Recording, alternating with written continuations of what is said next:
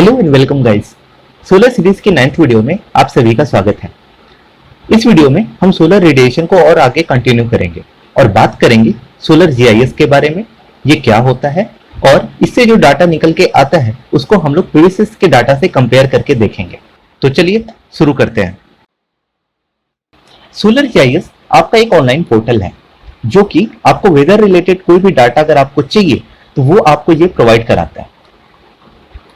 जैसे कि अगर हम सोलर के रिलेशन में बात करें तो हमें क्या चाहिए होता है, जीएचआई चाहिए होता है, डीएनआई चाहिए होता है, या फिर हमें एम्बिएंट टेम्परेचर देखना हुआ, कुछ भी देखना हुआ तो वो आप सोलर जीआईएस से निकाल सकते हैं। जैसे कि हम लोग प्रीवियस से निकालते थे वही सारा काम सोलर जीआईएस भी करता है। तो चलिए देखते हैं कि सोलर जीआईएस कैसे काम करता है। सोलर जीआईएस ओपन करने के लिए आप अपने सबसे पहले अपना इंटरनेट ब्राउजर खोल लीजिए।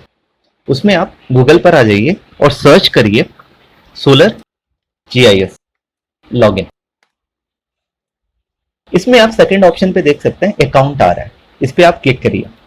मैंने ऑलरेडी इस पे अपना अकाउंट बना रखा है, अगर आपने नहीं बनाया तो इस पे बना लीजिएगा। उसके बाद आप टॉप सेक्शन में देखिए आई मैप करके लिखा हुआ आ रहा है, इस पे आप क्लिक करिए। आप जैसे ही इस पे क्लिक करके देखेंगे तो ऊपर साइड में आ रहा है सर्च मैप, जैसे कि गूगल मैप में आता था या फिर आपका गूगल अर्थ पे आता था, उसी प्रकार यहाँ पे भी सर्च का है। अगर आपको किसी पर्टिकुलर लोकेशन का निकालना है तो वहां का लैटिट्यूड और लैंगिट्यूड यहाँ पे आप डाल के सर्च कर सकते हैं। अभी के लिए मैं वो वाला लैटिट्यूड और लैंगिट्यूड लेता हूँ जो इस पे हमने प्रीवियस पे वर्क किया था और वहां का हम लोग डाटा निकाल के देखते हैं।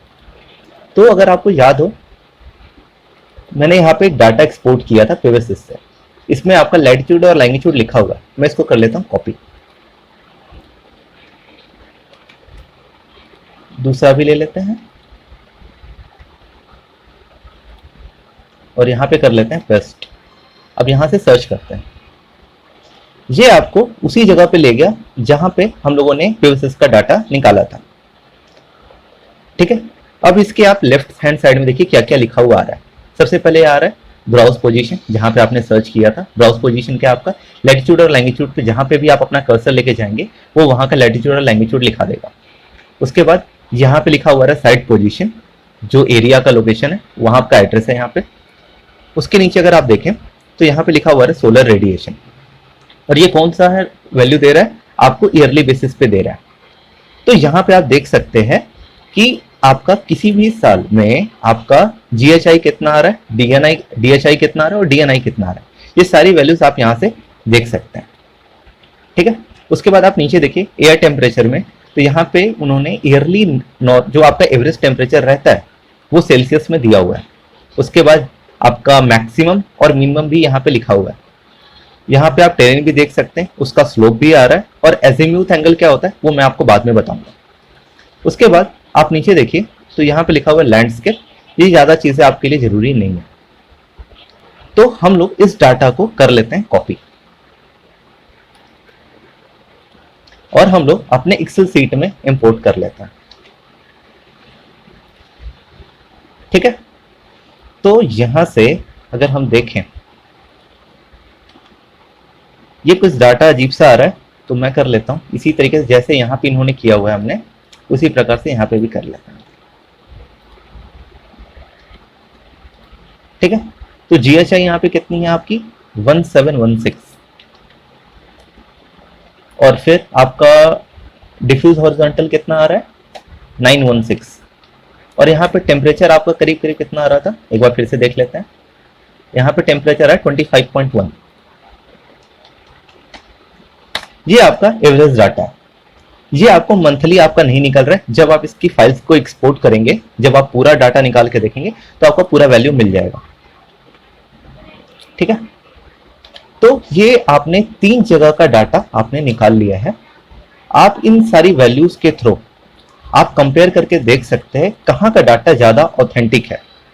अगर हम देखें मेट्रियोनॉम 7.2 का डाटा, जो कि आपका 1981 से 1990 के टाइम का है, जो काफी पुराना डाटा है, ये 10 साल का डाटा है, तो उस टाइम पे आपका आ रहा था 1971.8।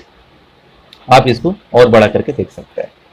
ठीक है, अब यहां पे देखिए आपने नासा का डाटा कहां से कहां तक है, आपका 1983 से 2005 तक का। तो ये भी डाटा आपका पुराना है। ये डाटा आपका कब कितना आ रहा है 1845.6, यानी ये डाटा अब कम हो चुका है। ठीक है, अब हम देखते हैं यहां पे, मान लेते हैं ये आपका सोलर जीआईएस का डाटा है। सोलर जीआईएस का डाटा अगर आप देखें तो इसमें आपको ग्लोबल हॉरिजॉन्टल इररेडियंस जो आ रहा है वो कितना आ रहा है 1716, जो कि इन दोनों डाटा से काफी कम है।